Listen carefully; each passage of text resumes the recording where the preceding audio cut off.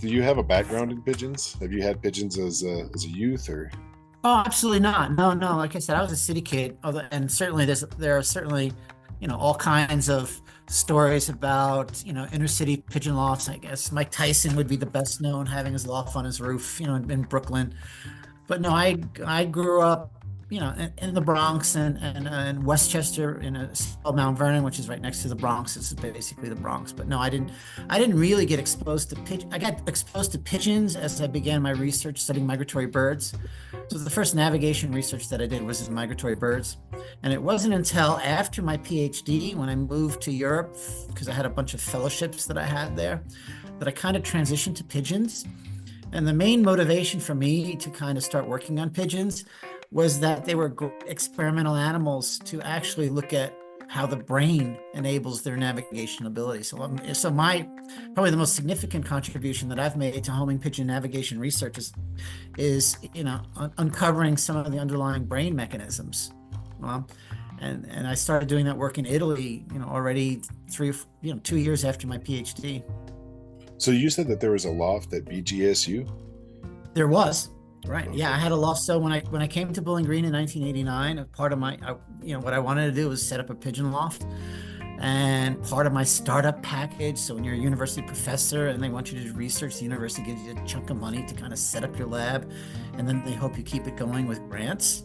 And so I came to Bowling Green and I set up a functional experimental pigeon loft, and it was just great. Again, like I told you, I had a lot of help with the Toledo racers, the Toledo group. But what was interesting is because as navigation researchers, we're not so much interested in racing. We're interested in the development of their maps. And what was curious about Bowling Green from day one is that they just weren't particularly good at navigating. They were great racers, right? These guys train to the west and they come back and they do all the routine stuff. For me, it was fascinating because it said something a little bit about how these birds are able to build a map, because you've known Northwest Ohio, right? Basically, in every direction, it's corn, soybean, and wheat, right? So there's not a lot of heterogeneity. There's not a lot of stimulus heterogeneity. So what separates one place from another place? So Bowling Green, if you go to the north, there's the Toledo, there's the lake. There's some interesting stuff there. Bird could learn about that spatial information, but to the east, west, and south, it's all corn, soybean, and wheat. So they never did as well as they did in Italy, where I did a lot of work. So I gradually did more and more work in Italy as my research progressed, because they're really good navigators there. You could take them anywhere; they'll come home.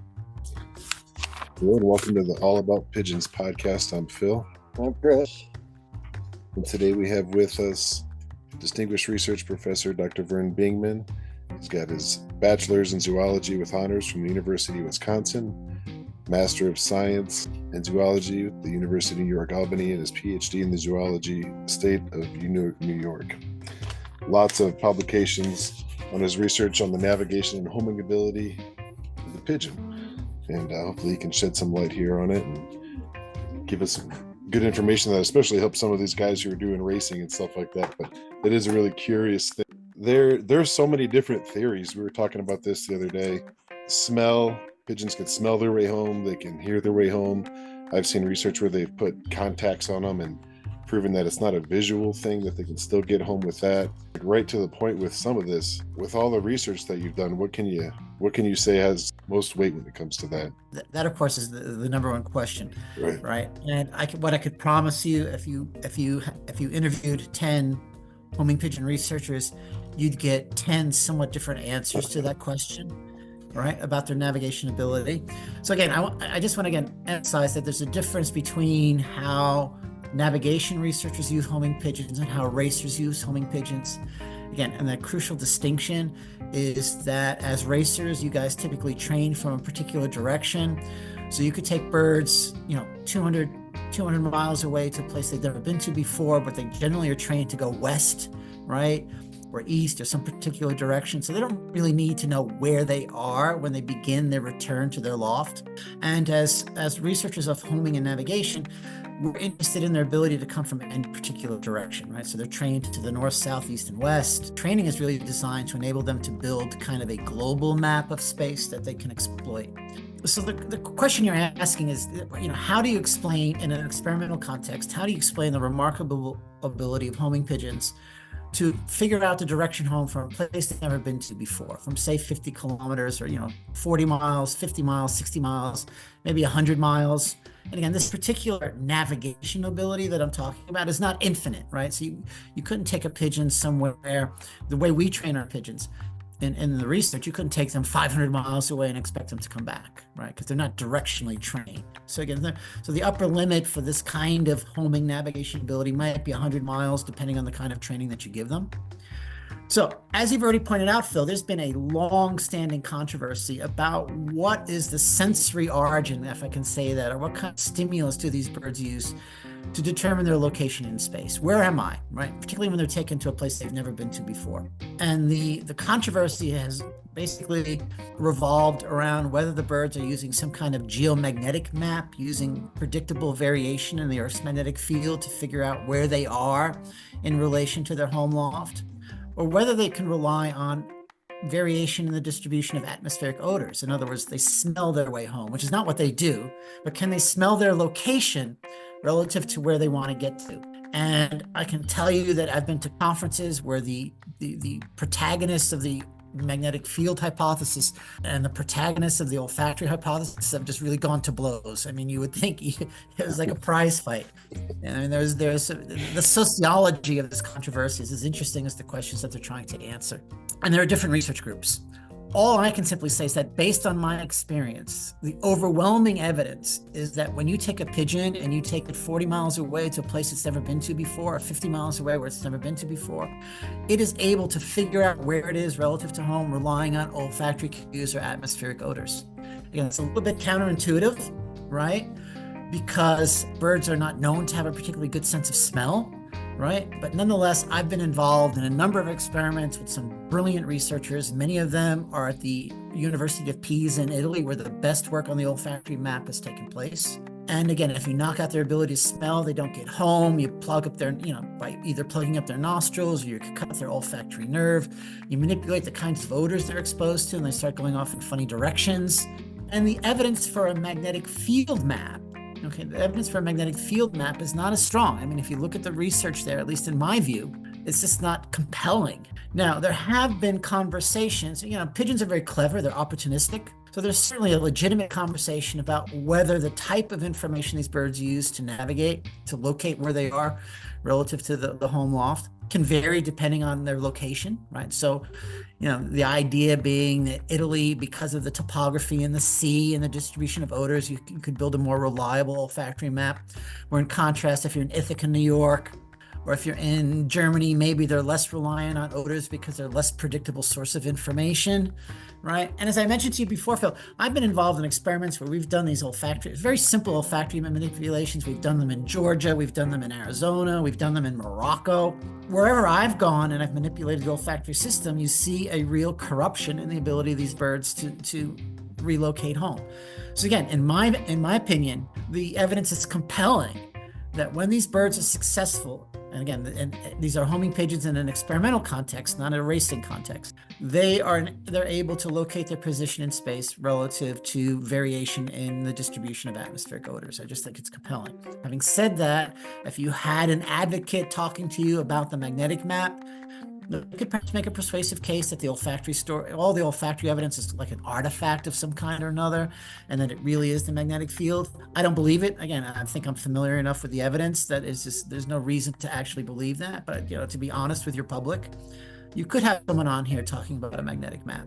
Wow, that's definitely, I definitely didn't think that was the way it was going to go. I mean, it's just because the common theory always is, it's always electromagnetic, but they're all theories.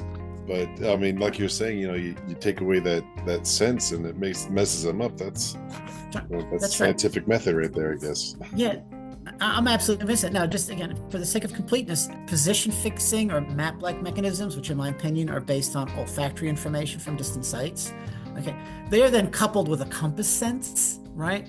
So in other words, think about a map and a compass. You look at your map and it tells you where you are and where you need to go. So you look at the map and you say, oh, I need to go south. But the map doesn't tell you where south is. And that's how homing pigeons are doing it. Okay, so they need to rely on something else to figure out now that the map tells me I need to go south, what do I use? Where is south? And this is where now there's, we've known this since the 1950s, and the sun stuff and the magnetic stuff since the 1970s probably. But the birds will rely on the sun and the Earth's magnetic field to define their direction in space as a compass, right? So the magnetic field is important, especially under cloudy conditions. They preferentially rely on the sun to go in a particular direction. So if the map says south, they'll use the sun to go south. But if it's cloudy, then they can rely on the Earth's magnetic field. So the Earth's magnetic field is part of the story, but it's not the map or the position fixing mechanism. So they rely on the magnetic field, not as, in my view, not as a map. And I think there's a universal consensus here, there's no controversy, that when these birds define directions in space, when they fly off in the direction that comes from the instructions from their navigational map, they can rely on the Earth's magnetic field and the sun, with the sun being preferred cue. But if you're in Germany on a cloudy day and the sun, you can't see the sun, they can rely on the Earth's magnetic field. But again, there's no big controversy there or not there. I also wanted to add one thing, if you don't mind. You mentioned that there's been some research where they've used translucent lenses on birds and see that some of them still get back. And that's kind of true, right?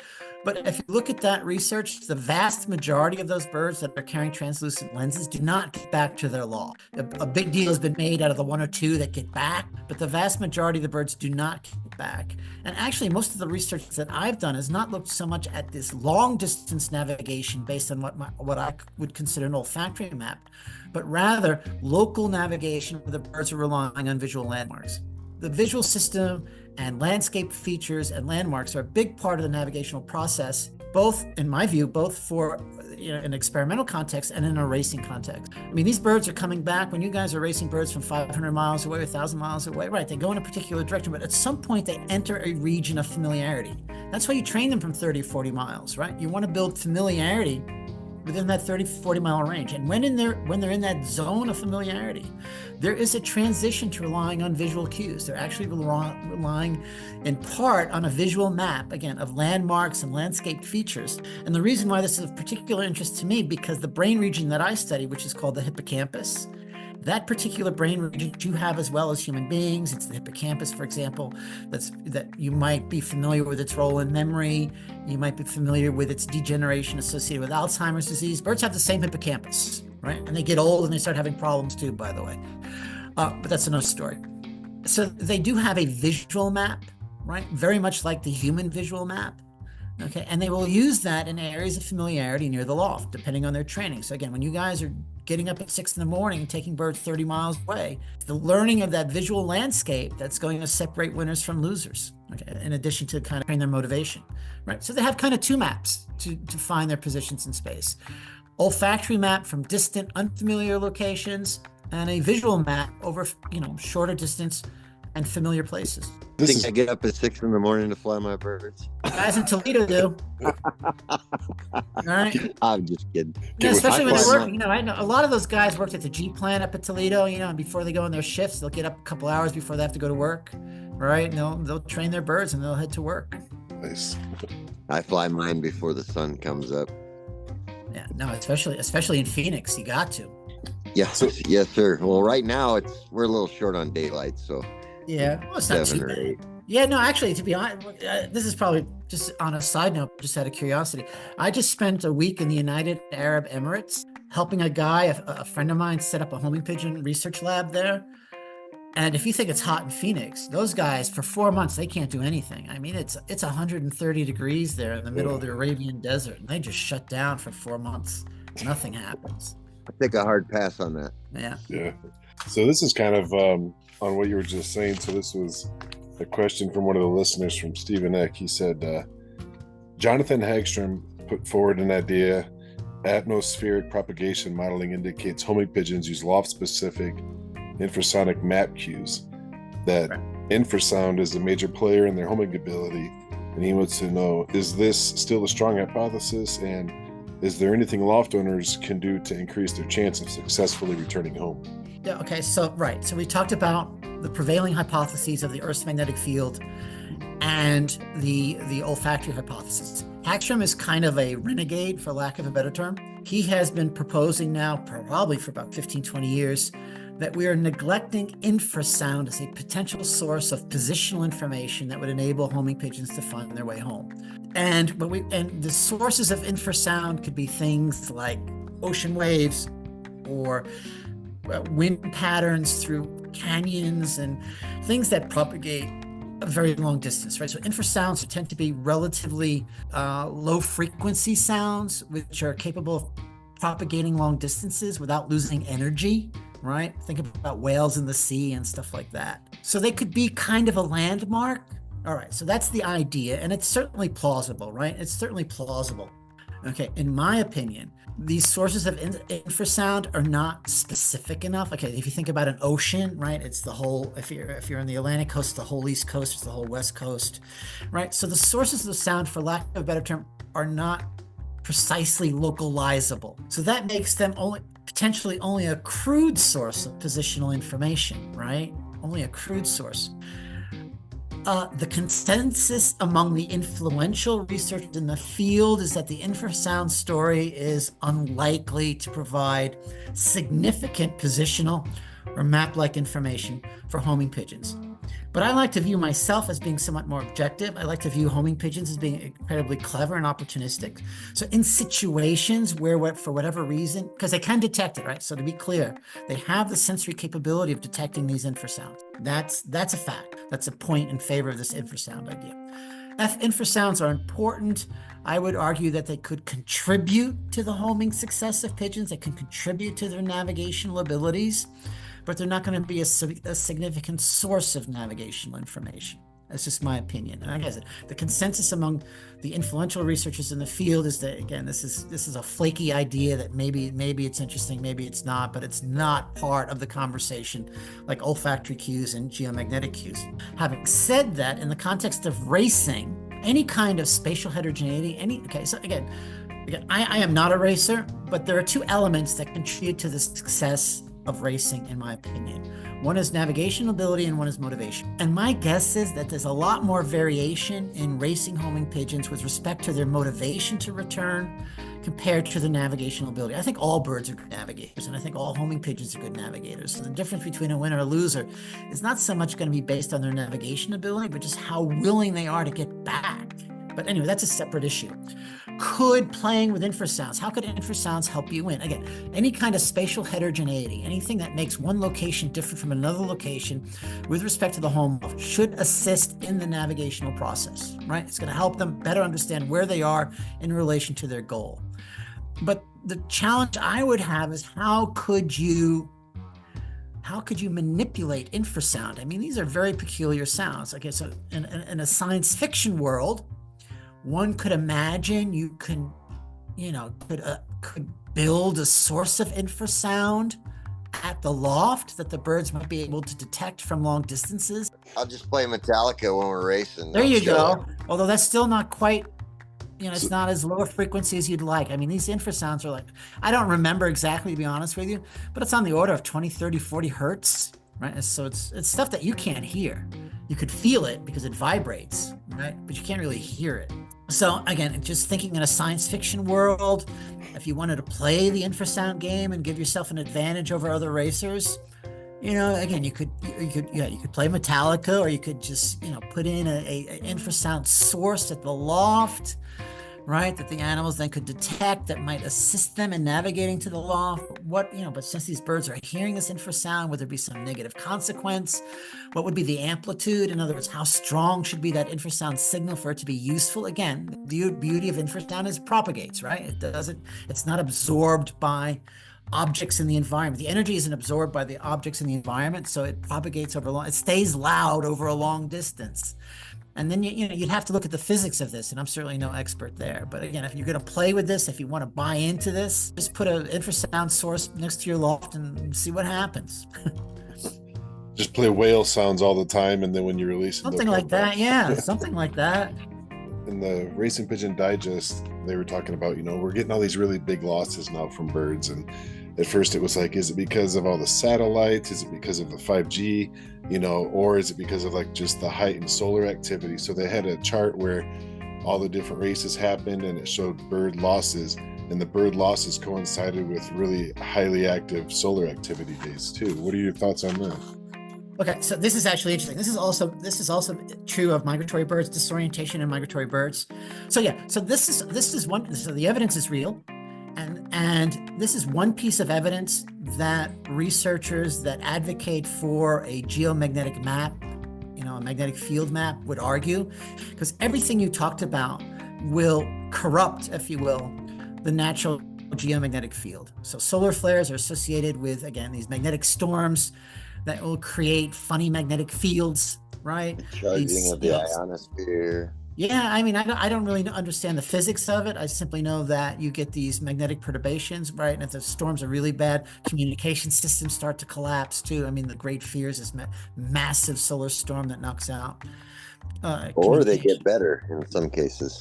Yep. Well, in principle, again, and again, I don't know much about cell phone towers and things like that, but I do know there's a body of research that argues that these cell phone towers produce a source of energy that will interfere with the local Earth's magnetic field. So the short answer is yes. In terms of losses and things like that, it would in fact be prudent on the part of racers, I think, to pay attention to solar activity. It is predictable, it is recorded, and when there's super high solar activity, you might think maybe twice about taking birds far away. You're not going to do much about cell phone towers. They're there, again, and they're everywhere. You can't hide from them.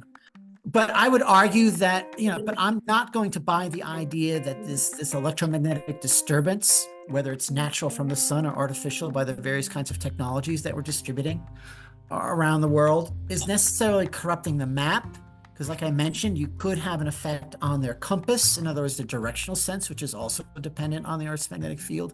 In fact, the best, again, I'm a little bit out of my depth here, but certainly the prevailing hypothesis about how the birds detect the Earth's magnetic field in the context of a compass is that they use really a quantum phenomena. So this is actually, you have the light energy, there's light energy that hits the eyes and impacts the spins of electrons. So again, it's actually operating at the quantum level. And these disturbances that we're referring to, that you're talking about, all could impact these kind of electromagnetic interactions that are operational at the quantum scale. Whereas the best hypothesis, so if there is a magnetic map, the best hypothesis is that magnetic map would be based on these little pieces of iron, these magnetite.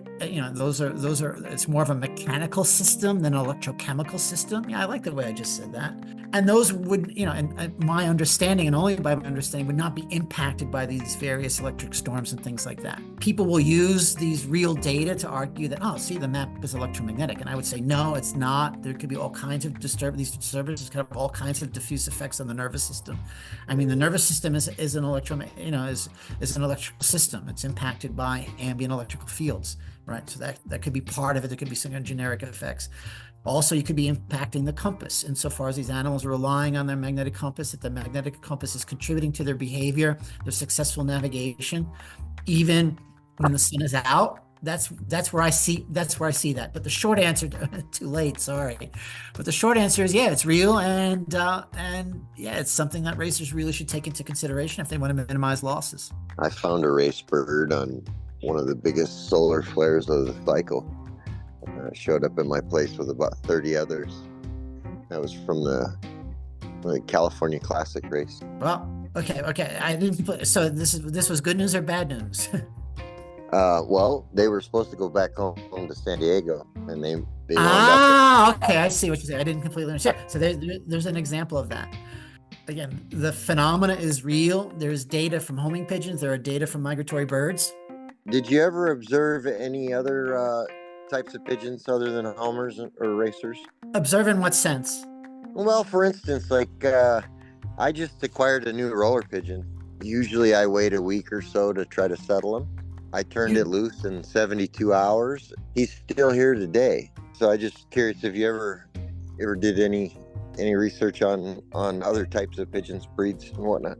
I have not. So let me understand. So these rollers will home? Oh yeah. From the same kinds of distances as homers? No. So we're talking more, they call it settling.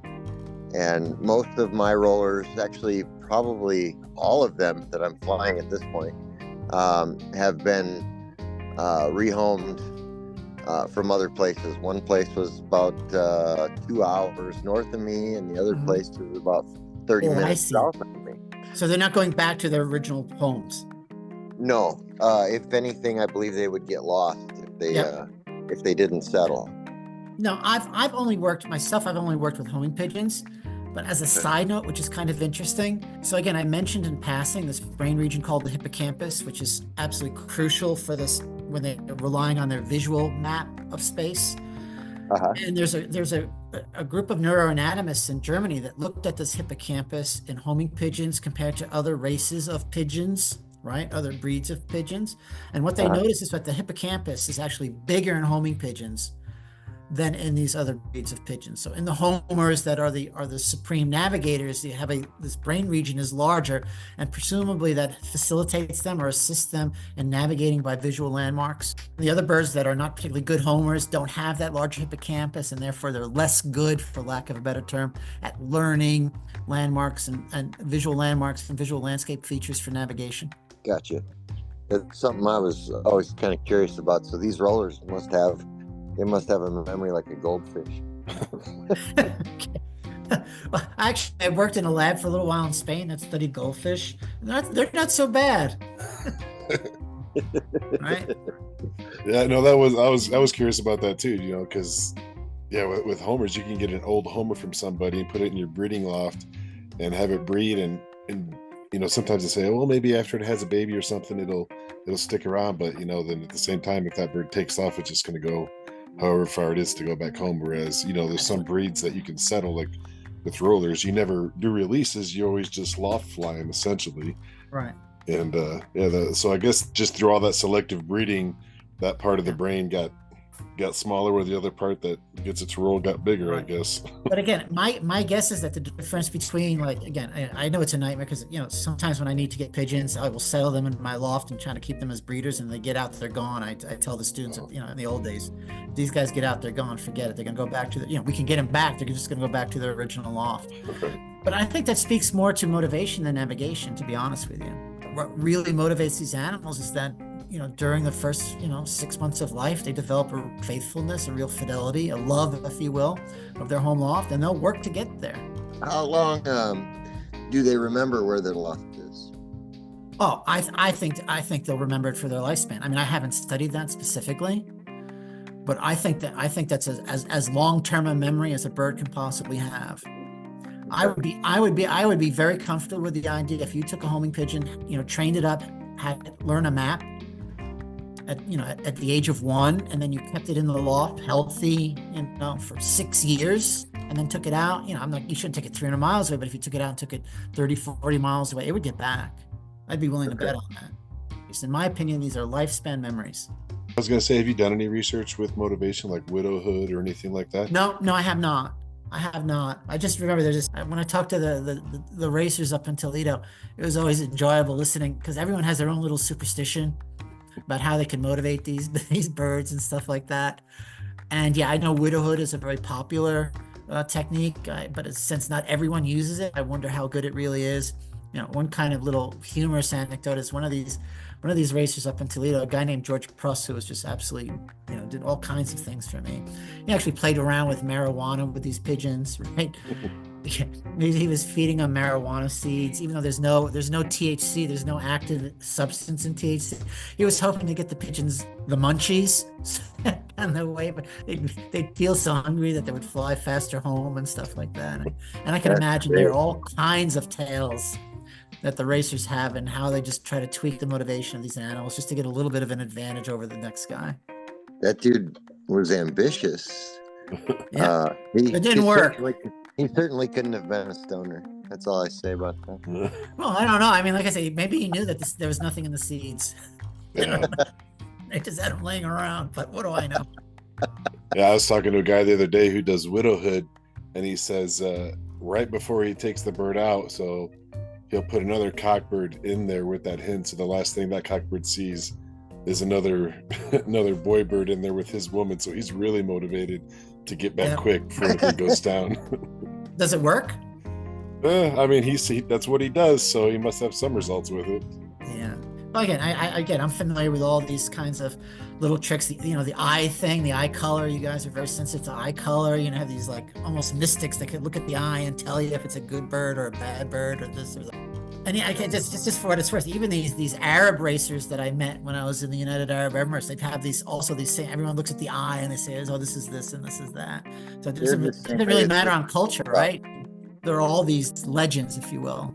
Me and Chris got told about a way to determine the sex of a bird was by swinging a magnet over their head. And if it goes in a circle, it's a hen or whatever. And if it goes straight back and forth, because they said it had a magnet inside of its brain. I would be suspicious. You never found a magnet inside of the hippocampus? No, never. Like I said, there's these little pieces of magnetite, but there's no difference between males and females with these little pieces of magnetite. So no, like I said, I would be very suspicious. Did you ever have? So I'm assuming since you traveled around a little bit, you had different groups of birds. Did you ever have any that were better than most?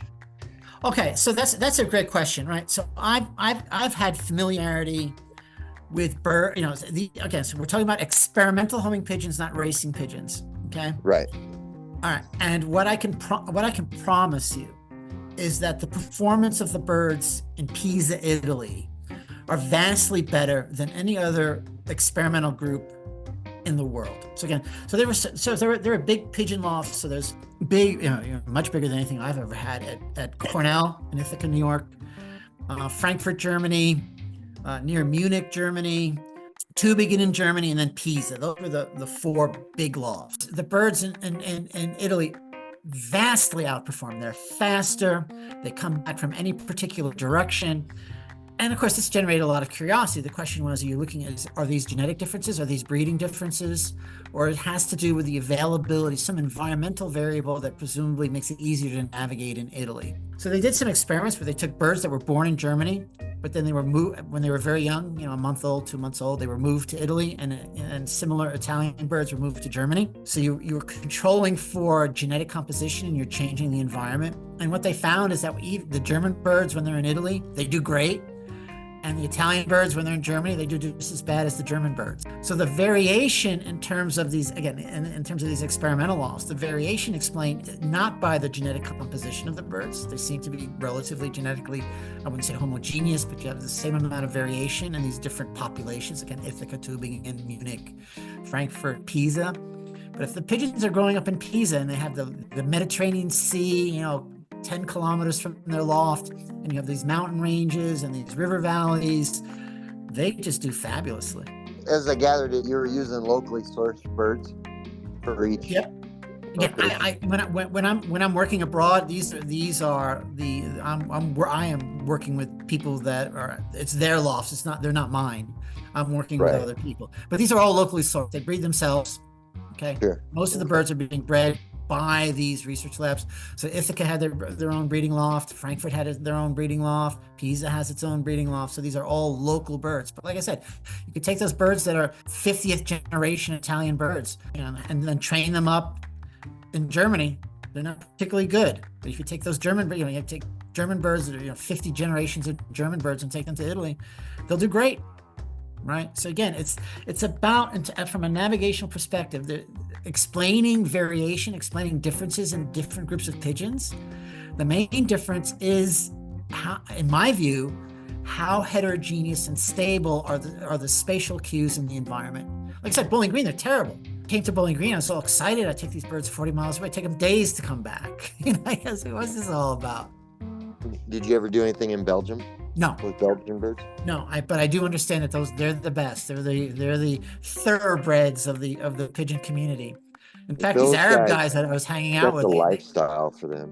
Yeah, it is, and it's still active. The nice thing about it is still very active. And I may be exaggerating here, but I heard stories about some of these Arab guys, going to Belgium and buying birds for $10,000 and this and that. And I go, whoa! They spend a lot of money on them. Yeah. Check out these auctions, these race auctions and things. A lot of those birds that Ryan brings back from Belgium, they go for thousands of dollars. Yeah, no, there's a market there. Again, there's still a high end there's still a high-end market for these thoroughbreds, these secretariats, right? Or these, these animals that come from winning stock, for lack of a better term. I mean, clearly, again, I'm not a racer, but I certainly am familiar with Belgium being the Kentucky, for lack of a better term, of the homing pigeon world. And those guys purchase land they'll buy a piece of land just so that their loft can sit in a certain position and face a certain way. They probably know which way the winds are blowing and things like that. Yep. For sure. Oh yeah. Yep. They talk about all that kind of stuff, and it's a big thing. What else you got there, Phil? Well, those are the questions from the listeners. This has been awesome. I feel like that last part you just talked about, how bringing different birds to Italy and then bringing the Italian birds to Germany, and that it just seems like it's that area that got me thinking about the locations of some of these big one loft races. How sometimes why does this one loft race have a lot more losses than this one over here? Or now that's really interesting. So you wouldn't say different horses for different courses. You just say that one course is better than another. Oh, okay. Oh, you see some mudders and turf versus whatever it was, sand, whatever it is. Long distance, short distance, and so on. You'd prefer to believe that locations, one course would be better than another. I think homing pigeons will perform better in some places compared to other places. There's an issue of scale here that I think is worth mentioning in passing, right? So Germany is a long way from Italy.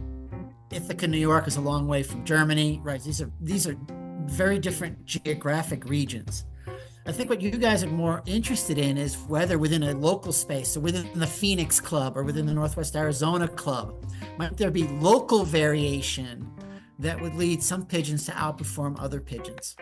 Okay, and that's a different question, right? You see the challenge here in terms of spatial scale, right? Sure.